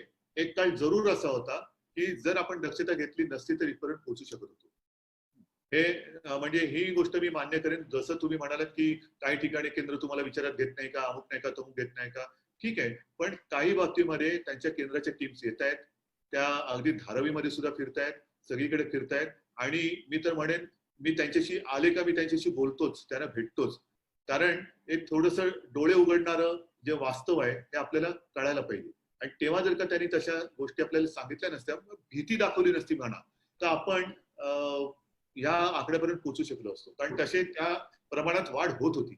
पण मग याला हाताळण्यात असं म्हटलं जातं ते कितपत आहे की तुम्ही अति सावध आहात, म्हणजे खूप जास्त करताय. आहे आणि मी राहणार कारण जर मी मुख्यमंत्री आहे तर माझ्यावरती अर्थचक्राबरोबर लोकांच्या आयुष्याची सुद्धा जबाबदारी आहे.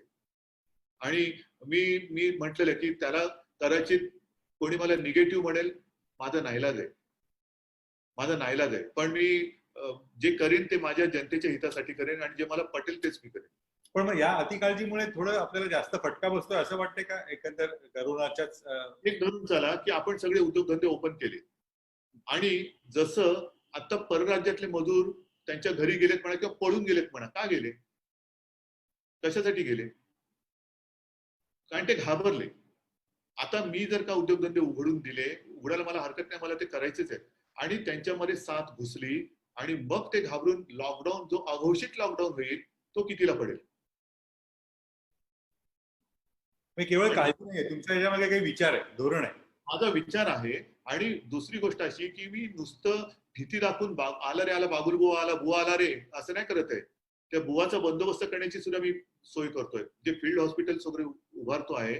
आणि काल सुद्धा राज्यभरामध्ये मी त्यांना सूचना दिली, जिथे तुम्हाला आवश्यकता वाटेल तिथे तुम्ही बांद्रा कुर्ला कॉम्प्लेक्सच्या धर्तीवरती जिथे आवश्यकता असेल तिकडे हॉस्पिटल्स उभारा.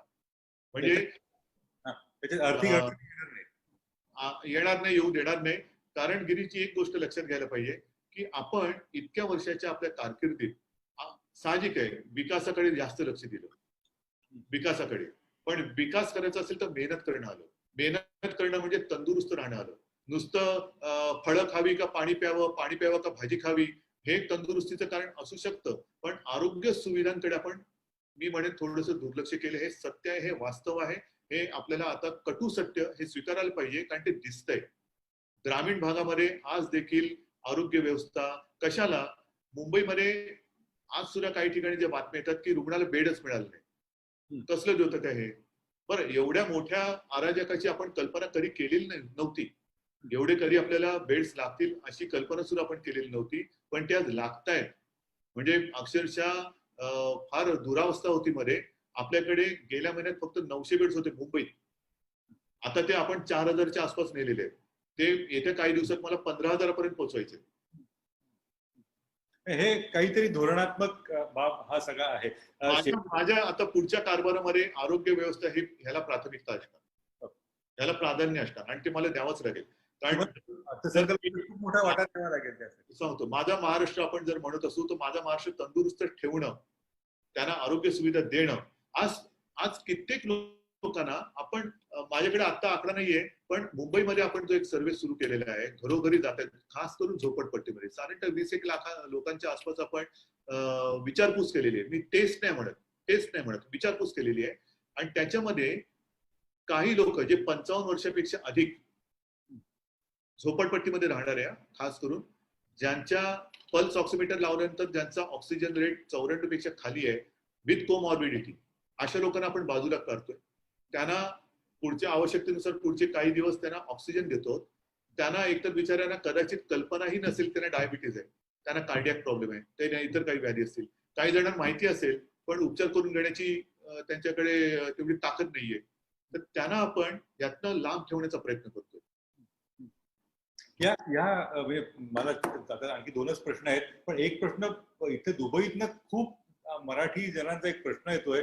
जवळपास 30-40 जणांनी तो विचारलाय की मोठ्या प्रमाणावरती मराठी माणसं दुबईमध्ये अडकून पडलेत, तुमच्याशी संपर्क होत नाही वगैरे, ते काय झालंय का त्याच्याविषयी? काय ज्यांचा संपर्क होतोय त्यांना आपण तिथून आणण्याची व्यवस्थाही केली आणि ती अवयवपणे चालू आहे. जर त्यांच्यापैकी कोणी माझ्या सीएमओ ला कॉन्टॅक्ट करू शकत असेल किंवा जरी तुम्हाला त्यांनी केलं आणि तुम्ही मला दिलं तरी आपण तो प्रयत्न करू. पण जिथून जिथून विमानं येत आहेत तिथून यायला काही हरकत नाही.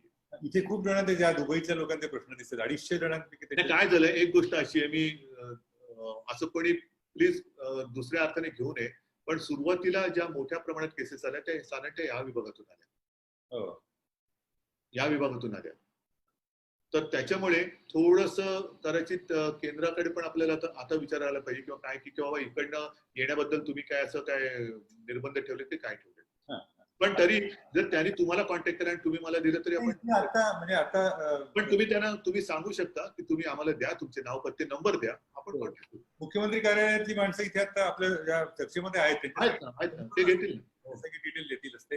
हा शेवटचा 2 प्रश्न, त्यातला एक अर्थातच राजकीय. गेले काही दिवस सातत्याने अचानक भाजप तुमच्या विरोधात मोठ्या प्रमाणावरती भूमिका घेतोय. असं काही आहे का केंद्रामधला भाजप तुमच्या बाजूचा आहे आणि राज्यातला भाजप तुमच्या बरोबर नाहीये किंवा अशी काही? कारण तुम्ही मोदींशी बोलला होता तुमच्या आमदारकीमध्ये, काय मी तुम्हाला सांगितले की करोनाची लक्षणं काय, त्याच्यामध्ये मी आज टास्क फोर्सला विचारेन की पोटदुखी हे पण लक्षण आहे का. चांगलं आहे, विचारायला पाहिजे ना. कारण अचानकच हे व्हायला लागलंय, मग ते आंदोलन सुरू झालं, तुमच्या विरोधात आरोप सुरू झाले. नवीन लक्षण असू शकेल. पोटदुखीची तुम्ही तपासणीची व्यवस्था कराल मला वाटतं. या संदर्भात आता सगळेजण जे आतुरतेनं कान ओतून वाट बघत असतील की म्हणजे या प्रश्नाची 1 जून नंतर महाराष्ट्र कसा असेल. पाऊस पडला तर हिरवागार असेल. 1 जूनला हिरवागार याचा अर्थ जो आपण ग्रीन झोन म्हणत होतो तसा करोनामुक्त असू शकेल. नाही, सांगतो तुम्हाला. मी जे सुरुवातीला म्हटलं ते जरा नीट तुम्ही समजून घ्या. लॉकडाऊन हा शब्द आता आपण बोलूया नको. मी माझ्या पद्धतीने जसं सुरुवातीला हळूहळू एक एक गोष्टी आवश्यकतेनुसार बंद करत चाललो होतो, तसंच मला असं मी ठरवलेलं आहे की आपण हळूहळू एक एक गोष्टी ओपन करत जाऊ. आणि त्याच्याबद्दल गाईडलाईन ही आज सुद्धा आपण ठरवत आहोत. आज दुपारनंतर संध्याकाळनंतर त्याच्यावरती काम होईल. मग लोकांना हिंडा फिरायला आपण मोकळीक देणार का, दुकानं उघडणार का, ऑफिसेस कशी उघडणार, मग येणं जाणं कसं करणार. पण हे करताना एक गोष्ट पथ्य, काही वेळेला पथ्य पाळणं हे गरजेचं असतं. आजार म्हटल्यानंतर पथ्य आलंच. त्याच्यामुळे ह्या कोरोनाचं एक पथ्य पाळावं लागेल की गर्दी होऊ न देणं हे महत्वाचं पथ्य आहे. एकमेकापासून अंतर ठेवणं हे पथ्य आहेच, त्याला नाईलाज आहे आपला. त्याच्यानंतर आणखीन एक महत्वाचा मुद्दा की मास्क लावणं हा जसा महत्वाचा भाग आहे, तसंच इकडे तिकडे हात लावून मास्क काढून आपल्या चेहऱ्याला हात लावणं हे टाळलं पाहिजे. कारण हा व्हायरस, जे सुरुवातीला मी सांगितलं की आपण सर्दी खोकला याच्यावरती जोर दिला होता, शिंकताना खोकताना, पण कोणीच शिंकलं नाही, कोणीच खोकलं नाही, तरी सुद्धा प्रसार होतोय. म्हणजे काय की साधारणतः आपल्या बोलण्यातून बोलताना जे काही तुषार उडतात त्याच्यापैकी ते कुठे त्या तुषारामध्ये तो विषाणू जास्त काळ जिवंत राहतो. कोणत्या पृष्ठभागावर किती काळ जिवंत राहतो याचा अजून काय अभ्यास तसा ठामपणे कोणी सांगितलेलं नाहीये. तिथे आपला कळत नकळत हात कोणी येऊन गेले असेल, लिफ्ट मध्ये जाताना बटनाला हात लागला पण हे आणि मग तो हे असं नाही वाटत हे खूप अति सुरक्षित होते, जास्त हायजीन मध्ये आनंद निघून जातो असं नाही वाटत का जगण्याचा? काही दिवस ते ठेवावं लागणार, काही दिवस पाळावं लागणार, कारण हे हा आपला अनुभव आहे. आणि मग तोच हात आपण तोंडाला लावणं, डोळ्याला लावणं, कारण त्याला अश्रू असतील किंवा द्रव पदार्थांच्या माध्यमातून तो आपल्या शरीरात जातो. म्हणून मास्क का लावा इतर वेळेला सुद्धा फिरताना, की श्वासावाटे किंवा काही तोंडाला हात लागू नये, ह्या गोष्टी आपल्याला ठेवावे लागणार. म्हणजे 1 जून नंतरचं आपलं सगळ्यांचं आयुष्य म्हणजे जगाचं आयुष्य हे आता असंच होणार आहे.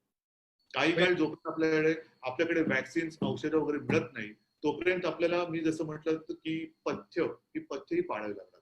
त्याच्या म्हणजे ज्या पोटामधला खरा प्रश्न असा की रेड झोन नावाने ते काही जाहीर केलं गेलं, तर रेड झोन मधलं आपलं मुंबईकरांचं जगणं कसं असणार? मी मुंबईच्या बाबतीत आणि खास करून मुंबई पुणा जो परिसर आहे, इव्हन आपलं संभाजीनगर जिकडे जिकडे शहर आहेत, मालेगाव मध्ये आता बघा, मालेगाव मधली परिस्थिती आता हाताळता येण्यायोग्य झाली, कारण तिकडे आपल्या लोकांनी खूप मेहनत केली.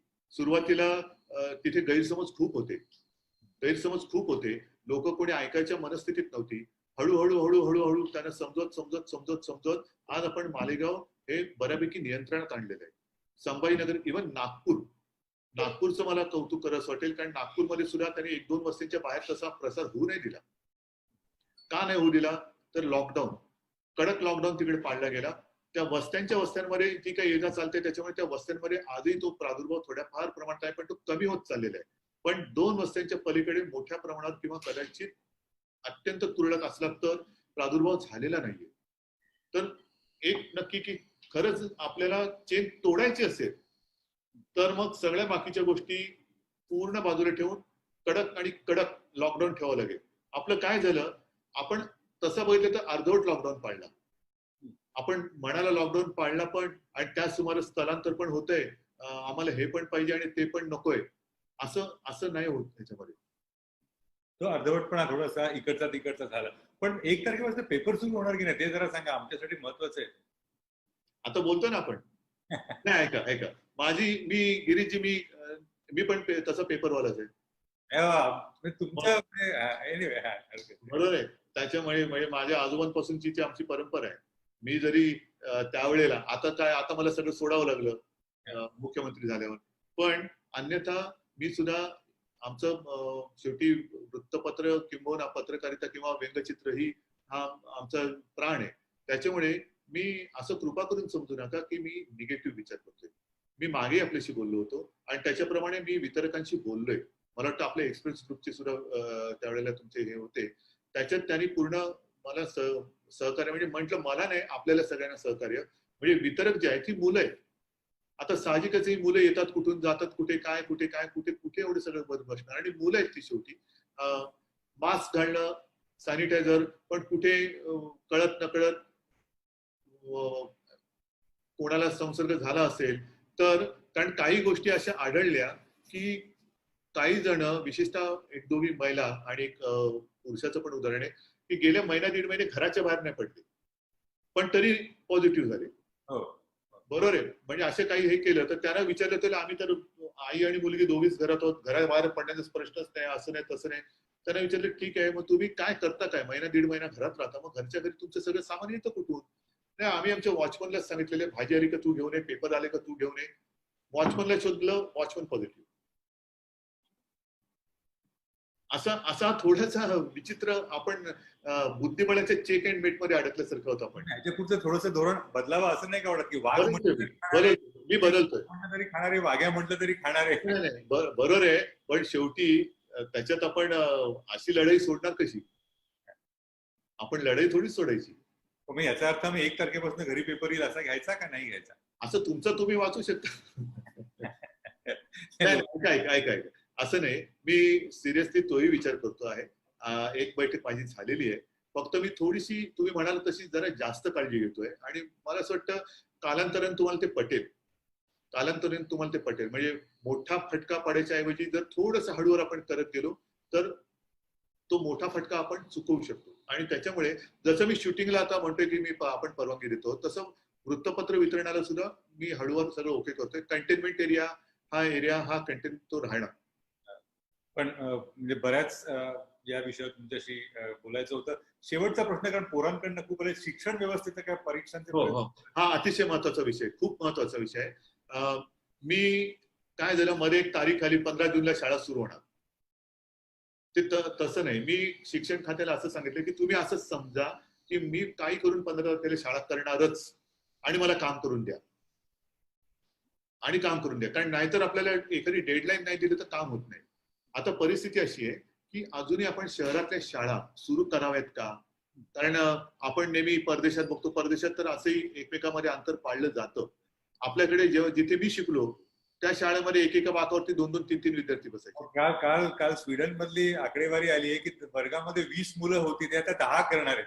मग मला एक बाजूला हसायला आलं की ते 70-80 असतात, आता ते किती 8 वर्ग करणार का आपण? मग तेच माझं म्हणणं आहे, तेच माझं म्हणणं आहे. आता माझ्या तुमच्या वर्गात त्यावेळेला काय वेगळी परिस्थिती नसेल, आजही परिस्थिती तीच आहे. तर थोडक्यामध्ये काय की शाळा सुरू करता येणं थोडं अवघड दिसतंय. तरी शाळा सुरू न करता शिक्षण कसं सुरू करता येईल, हा महत्वाचा भाग आहे. त्याच्यावरती सुद्धा विचार करतोय. मग ऑनलाईन करता येईल का, त्यांना ई लर्निंगचं काही देता येईल का, या सगळ्या टीव्ही चॅनल एखादे घेता येईल का, त्याच्यावरती बोलणी सुरू आहेत. मोबाईल कंपन्यांशी बोलून त्यांना डेटा काही आपल्याला अधिकचा देता येईल का. मी त्यांना सांगितलं की सगळे मार्ग आपल्याला पत्करावे लागतील, पण शाळा बरं त्याच्यात रेड झोन मधल्या शाळा सोडून ग्रीन झोन मधल्या करा. म्हटले असं अर्धवट अर्धवट नका करू. याचं कारण तुमच्या लक्षात असेल, सुरुवातीला जो मी ग्रुपचा एक उल्लेख केला की जो दुबईतनं आलेला, त्याच्यामध्ये बरेच लोक पॉझिटिव्ह आले. त्याच्यात एक शिक्षक होता, आणि त्यांचा तो जेव्हा कॉन्टॅक्ट ट्रेसिंग करताना शिक्षक पण होता हे कळल्यानंतर, शिक्षक कुठे, तर शिक्षक नेमकं त्याच्या वर्गाची ट्रिप घेऊन हैदराबादला गेलेला, आणि खूप मोठं टेन्शन होतं. 40-50 मुलं होती. सुदैवाने त्या मुलांना पण आपण क्वारंटाईन करून त्यांचं चेकिंग वगैरे केलं. सुदैवाने त्याच्यात कोणी पॉझिटिव्ह नव्हतं. पण समजा एक माणूस पॉझिटिव्ह आला तर अख्खी शाळा बंद होईल किंवा वर्ग बंद होईल. तर म्हणून आता वर्गाशिवाय शाळा काय करता येईल का, त्याच्यावरती आपलं हे चालू आहे. विद्यापीठांच्या परीक्षांबाबत सुद्धा आपला तोच एक हे सुरू आहे. सगळ्या बाबतीत, कारण सगळीच आव्हानं एकदम आलेली आहेत, आणि याच्यात मी प्रत्येक क्षेत्रातल्या तज्ञांसोबत त्यांचं मत जाणून घेऊन, ह्याच्यामध्ये नोकरशाही बाजूला ठेवून तज्ञांशी बोलतोय, आणि त्यांचा रिपोर्ट जसं माशेलकरांनी अर्थ खातं एक ते बघतायत, तसे शिक्षणाबद्दल सुद्धा त्यांची एक खासियत आहे, टेक्नॉलॉजीमध्ये त्यांची एक हे आहे. तर अशा सगळ्या लोकांशी बोलून बोलून बोलून आपण एक हे करतोय. आणि ह्याचं माझं म्हणणं असं आहे की जर का ऑनलाईन वगैरे आपण जर का सुरू करू शकलो, कारण ग्रामीण भागात काय करणार, तर साक्षरतेचं प्रमाण पण मला आता महाराष्ट्राचं वाढवायचंय. नाही, पण ऑनलाईनचं म्हणत असाल तर सरकारी आकडेवारी सांगते फक्त 8% मुलांनाच ती सुविधा उपलब्ध असू शकते. बरोबर आहे तुमचं म्हणणं, म्हणून ते मोठं आव्हान आहे. म्हणजे जसं वॉर फुटिंग वरती आपण काही गोष्टीचं हॉस्पिटलचं म्हटलं, तसं वॉर फुटिंग वरती नेटवर्किंग काय करता येईल, सॅटेलाइटचा उपयोग करता येईल का, त्याचं एक बँडविड्थ घेता येईल का.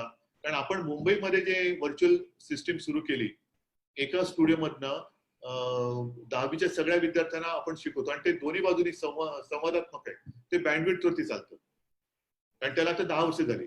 पण हे किती दिवस करायचं, कारण शाळामध्ये एक वेगळी मजा असते, वेगवेगळ्या काही बाकीची आकर्षणं असतात, आणखी हे सगळं आपण याच्यामध्ये घालून बसू का? वर्क फ्रॉम होम हे खूप मला वाटतं तुमचे मित्रमंडळी तुम्हाला सांगतील की वर्क फ्रॉम होम एका अर्थाने खूप शिक्षा असते.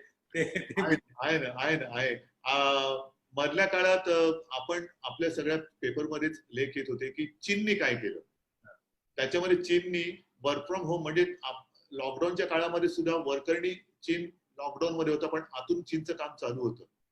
त्यांनी त्यांच्याकडे जी एक स्ट्रॉंग एक गुगल वगैरे मला वाटतं तिकडे नाहीये, पण त्यांची स्वतःची ती एक यंत्रणा आहे, आणि त्या माध्यमातून ते शिक्षण पण घर बसल्या देतात. म्हणजे थोडस आपल्याला दृष्टी आणि सृष्टी. पण आता वुहान सगळं सुरू झालं, वुहान मध्ये हॉटेल, सिनेमे, नाटक सगळं सुरू झालं. पण त्यांनी 75-70 दिवस अत्यंत कडक लॉकडाऊन केला. तसं मला करायला द्या, मी करून दाखवतो तुम्हाला. अरे बापरे, याच्या पुढे नको मला वाटतं, झाला. पण त्यांनी तिकडे कसं आहे, त्यांनी कोणाचं ऐकलं नाही. त्यांनी कडक म्हणजे कडक, आणि तोच उपाय आहे आता तरी. एकमेव मार्ग वुहानने दाखवलेला तोच आहे. नाही, त्याच्यावरती थोडेसे तुमचे माझे मतभेद असू शकतात. स्वीडननी वेगळा मार्ग घेतला, जर्मनीने वेगळा, एकही दिवस लॉकडाऊन केलेला नाही, स्वीडननी एक दिवसही केलेला. त्यांच्याकडे अजूनही ते प्रकरण चालू आहे ना. अरे खूप कमी झालेलं आहे, पण हा मतभेद नाही. बघा सांगतो तुम्हाला. शेवटी तुम्ही जे म्हणालात की नंतरचं जग 1 तारखेनंतर काय असेल, आता हे तुम्हाला सगळं ओपन पण करायचंय, म्हणजे साप बी मरे लाठी बी ना तुटे असं नाही होऊ शकत. असं होणार नाही. आपल्याला जर पुढे निश्चिंतपणे जगायचं असेल तर एकदा आणि एकदाच औषधाचा पूर्ण डोस घ्यायला पाहिजे. आपल्या या संवादामध्ये काही डॉक्टर मंडळी असतील ते कदाचित माझ्या मताची सहमत होतील. रोगाला औषध द्यायचं, बरं करायचं असेल तर औषधाचा फुल डोस द्यायला पाहिजे. अर्धवट औषध दिलं तर इम्युनिटी त्याला हे येऊ शकतं, रेजिस्टन्स येऊ शकतो. तसं आपलं थोडंस होतंय. आपण ना धड लॉकडाऊन करतो आहोत ना धड ओपन करतो आहोत. आपल्याला दोन टोकाला एकदा लॉकडाऊन केला तर आपण याच्यावरती नियंत्रण आणू शकतो. पण लॉकडाऊन ठेवला तर आर्थिक फटका बसतो. तो आतापर्यंत बसलेला आहे. आणि तो उघडझाप करत पुढे चालू ठेवायचं का? की तुम्ही म्हणाला तर 2 महिने ऑलरेडी होऊन गेलेले आहेत आणि नको त्या दिवसामध्ये आपण स्थलांतर होऊ दिलेलं आहे. हे एकदा जर का 2 महिने असा विचार करा, गेले 2 दिवस नाहीतरी आपण हा लॉकडाऊन भोगलाच आहे. हा जर लॉकडाऊन अत्यंत कडकपणे आपण पाळला असता तर आज आपण या चेनमधून बाहेर पडलो असतो. नाही, मग तुमच्याच म्हणण्याचा अर्थ असा की लॉकडाऊन लवकर जाहीर झाला, जेव्हा खरा गरजेचा होता तेव्हा तो व्हायला हवा होता, आधी झाल्यामुळे असं नाहीये. लॉकडाऊन होण्याच्या आधी जर आता शेवटी ज्यांना घरी जायचं होतं त्यांना घरी जाऊ दिलं असतं तर आता ह्या लॉकडाऊनच्या काळात हे मायग्रेशन झालं नसतं. नाही, म्हणजे अशा अर्थाने म्हणतो की 22 मार्चला आपल्याकडे 350-400 केसेस पण नव्हत्या, 250 वगैरे आकडा होता आणि आता आपण 1.5 लाखापर्यंत जाऊ. मग हे लॉकडाऊनचा हा काळ सुरुवातीला म्हणजे 22-23 मार्चला न करता तेव्हा ठराविक पद्धतीनं जर त्याच्यावरती हल्ला करून ठराविक भागांनाच टाळेबंदी करून सरसकट नंतर केली गेली असती किंवा अख्ख्या देशाला पहिल्या दिवसापासून सरसकट केल्यामुळे अडचण झाली असं नाही का वाटत? हे सत्य कारण त्यावेळेला अनेक ठिकाणी केसेस पण नव्हत्या आणि तिथून हे जे मजूर आपल्याकडे राहत होते, ज्यांना इकडे असुरक्षित वाटत होतं किंवा ज्यांना यांच्या घरी जायचं होतं, आपण ज्या सांगत नव्हतो, आपण त्या दरम्यानच्या काळात जवळपास 5.5-6 लाख मजुरांची 3 वेळाच्या जेवणाची सोय, त्यांच्या निवाऱ्याची सोय सगळं केलं होतं. म्हणजे तो एक आपला वेगळा एक्सरसाइज, त्याच्यात एक यंत्रणा लागली. त्याच्यानंतर यांना आता पाठवण्याच्या मागे एक यंत्रणा लागली. असं ते सगळं झालं. जवळपास 1.25 तास 1.5 तास होईल तुम्ही गप्पा मारता या दिवसामध्ये एवढा वेळ दिलात. मनापासून आभार तुमचे. माझे सहकारी संगोराम यांच्याकडे मी आभारासाठी साठीचा गझल महाराष्ट्राचा या वेब संवादाच्या उपक्रमात आज उद्धवजींनी अत्यंत मनमोकळे पद्धतीनं सगळ्या प्रश्नांना उत्तम अशी लोकांना समजतील, लोकांना कळतील, लोकांच्या मनातल्या अनेक प्रश्नांना उत्तरं दिली. लोकसत्ताच्या वतीने त्यांचे मनापासून आभार. महाराष्ट्रातल्या, भारतातल्या, जगातल्या अनेक लोकांनी या उपक्रमात प्रत्यक्ष सहभाग घेतलेला आहे. जसं गिरीशजी म्हणाले, प्रचंड प्रमाणात प्रश्नोत्तर, लोकांचे इतके प्रश्न येतात वेगवेगळ्या पद्धतीचे, त्यातल्या बऱ्याच प्रश्नांना तुम्ही परस्पर उत्तरं दिलेलीच आहेत. या उपक्रमाचे मुख्य प्रायोजक होते महाराष्ट्र इंडस्ट्रियल डेव्हलपमेंट कॉर्पोरेशन आणि सहसंयोजक होते महाराष्ट्र प्रदूषण नियंत्रण महामंडळ, हिरानंदानी ग्रुप आणि Lokmanya multipurpose cooperative society. Damji Shyamji Shah group हे या उपक्रमाचे पॉवर बाय पार्टनर होते. जवळजवळ 7 मुख्यमंत्र्यांशी ज्यांनी महाराष्ट्राच्या जडणघडणीत प्रत्यक्ष आपलं कर्तृत्व दाखवलं आणि या महाराष्ट्राला अतिशय उंचीवर नेऊन ठेवलं, अशा सगळ्या मुख्यमंत्र्यांशी संवाद करणारा हा वेब संवाद आज या मालिकेचा, या उद्धवजींच्या मुलाखतीनं संवादानं समारोप होतो आहे. उद्धवजींचे पुन्हा एकदा मनापासून आभार. आपण आता इथे थांबूया. आमच्या सगळ्यांच्या वतीने खरंच मनापासून आभार. एवढा वेळ तुम्ही दिलात.